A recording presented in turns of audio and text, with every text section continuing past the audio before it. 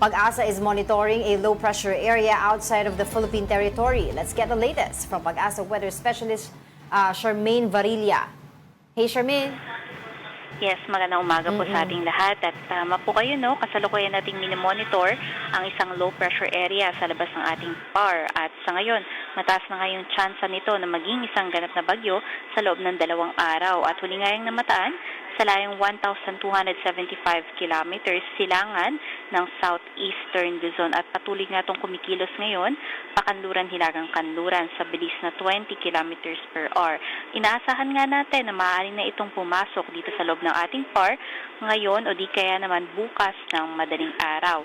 At inaasahan nga din natin na may tsansa na maaari itong maglandfall sa pagitan ng Eastern Visayas at Caraga by weekend, so Saturday or Sunday. At dahil nga sa nakikita nating senaryo, hindi natin inaalis yung posibilidad na magtataas tayo ng wind signal, lalong-lalo na nga unang-una dito sa may Eastern Visayas at Caraga earliest by Thursday. At yan po ang ating latest mula dito sa Pag-asa.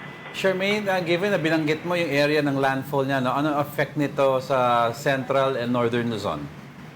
So, ang nakikita po natin dito sa area ng Central and Southern Luzon, more on makararanas po tayo ng mga pagbugso ng hanging amihan, especially by Wednesday and Thursday. So, by tomorrow, especially mga bandang gabi po, up until Thursday.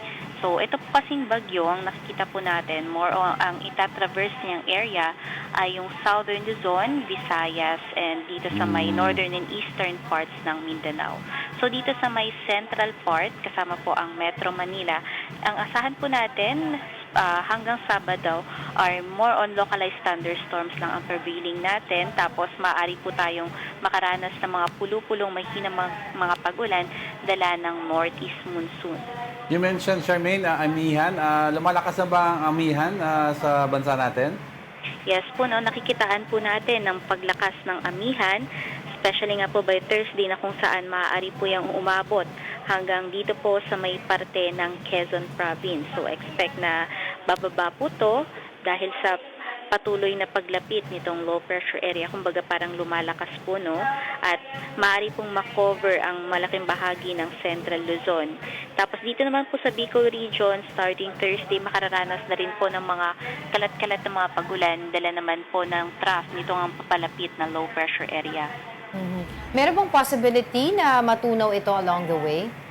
Sa ngayon po, hindi na natin nakikita po yung ganyang scenario, no? Kasi mataas na po yung chance nito na maging bagyo po for the next 2 days. Alright, sige, patuloy kami makikipag-ugnayan sa iyo regarding this. For the meantime, maraming salamat sa iyong oras, Pag-asa Weather Specialist, Charmaine Varilla.